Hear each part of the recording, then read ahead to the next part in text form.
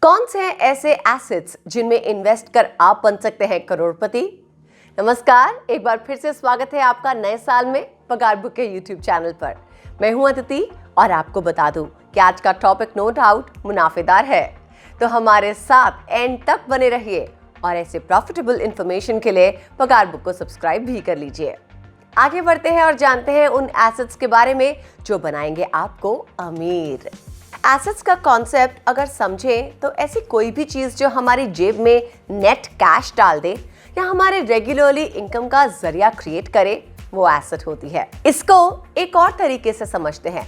मान लीजिए कि आप कहीं अपने पैसे इन्वेस्ट कर रहे हैं, तो वो वन टाइम इन्वेस्टमेंट, हालांकि उसका जो रिटर्न है या उससे जो कैश मिल रहा है वो आपको अगले काफी सालों तक मिलने वाला है, तो वो इन्वेस्टमेंट आपने एसेट में किया है। इसमें सबसे पहला और प्रॉफिटेबल ऑप्शन है बिजनेस का। ये तो हम सब जानते हैं कि नो डाउट बिजनेस के अंदर इन्वेस्ट करके ही सबसे ज्यादा पैसा कमाया जा सकता है। आप दुनिया भर के एग्जांपल्स ले लीजिए, चाहे बिजनेस पर्सनालिटी इंडिया के मुकेश अंबानी हो या अमेज़न के मालिक जेफ बेजोस, ये आज जो कुछ भी हैं अपने बिजनेस की वजह से ही हैं। हालांकि इस कैटेगरी में प्रॉफिट के अलावा रिस्क भी काफी है, तो यहाँ आपको इन्वेस्ट करने वक्त दोनों ही एस्पेक्ट्स को कंसिडर करना पड़ता है। आप अपने आसपास भी देखें तो पाएंगे कि कई लोगों ने बिजनेस में इन्वेस्ट किया और करोड़पति बने, इनफैक्ट अरबपति बने। नो डाउट यहाँ रिस्क है, लो लिक्विडिटी होती है, तो हमेशा स्टार्ट करने से पहले अच्छे से रिसर्च कर ले और जानकारी ले ले।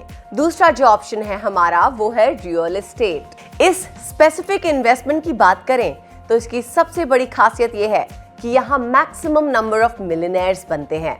ये एक हाईली प्रॉफिटेबल इन्वेस्टमेंट आइडिया है, लेकिन यहाँ भी आपको कुछ बातों का ख्याल रखना है। लो लिक्विडिटी यहाँ भी होती है। कई बार हो सकता है जब आपको पैसों की जरूरत पड़े तो आप अपनी प्रॉपर्टी को बिल्कुल उसी वक्त ना बेच पाएं।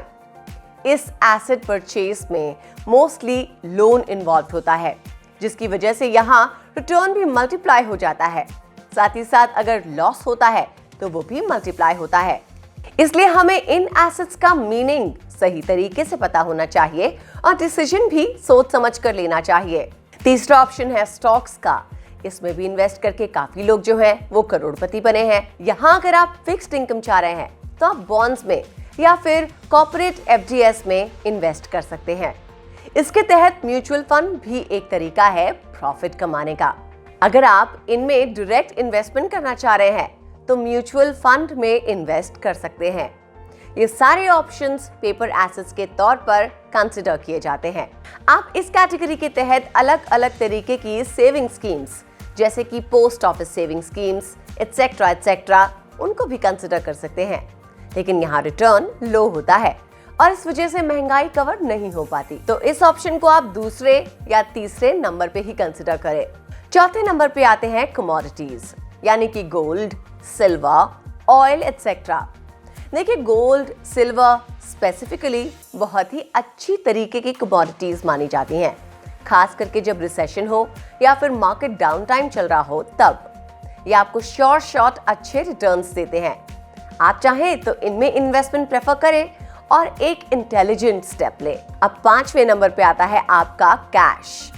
ये सुनकर आप सोच रहे होंगे ना कि आखिरकार अपने पास कैश रखना एक इम्पॉर्टेंट सोर्स ऑफ इनकम कैसे बन सकता है या इनफैक्ट एसेट कैसे कंसिडर हो सकता है।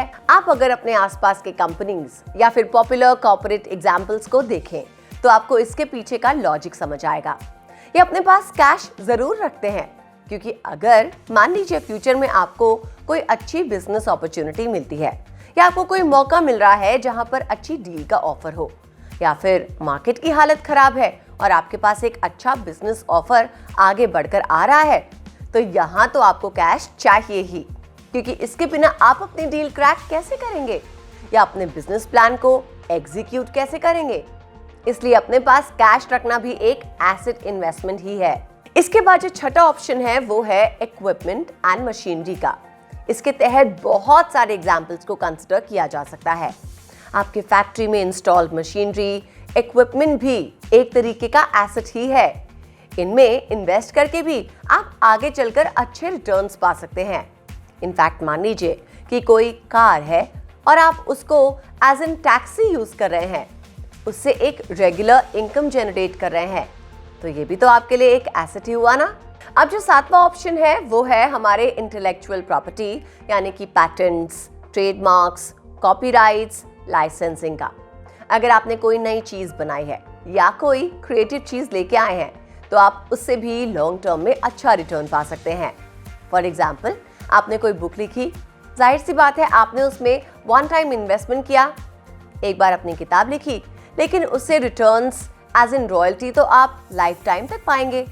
इनफैक्ट कोई एनिमेटेड कैरेक्टर है, आपने उसको क्रिएट किया, वहां आपका पैटेंट है, सो उस पर जब भी किसी तरीके से कोई कंटेंट रेडी होगा तो उसका प्रॉफिट आपके साथ शेयर होगा। इस तरीके से आप इंटेलेक्चुअल प्रॉपर्टी के थ्रू भी एसेट्स बना सकते हैं और उससे ढेरों पैसे बनाकर अमीर हो सकते हैं। जैसे कि हमने आपको इनिशियली ही बताया था कि इन्वेस्टमेंट्स जो आपके लिए एक regular source of income create करे या फिर रिटर्न के तौर पर आपको बम्पर प्रॉफिट दे, वो आपके लिए एसेट्स हैं। तो प्लान करें और अभी अभी जो ऑप्शंस हमने आपके साथ शेयर किए हैं उनमें इन्वेस्ट करें और अमीर बने। आज के इस वीडियो में बस इतना ही। मिलते हैं आपसे अगले वीडियो में कुछ ऐसे ही प्रॉफिटेबल जानकारियों के साथ। जुड़े रहिए पगार बुक के साथ। चैनल को सब्सक्राइब कर लीजिए और वीडियो नोटिफिकेशंस के लिए बेल आइकन भी प्रेस कर दीजिए। नमस्कार।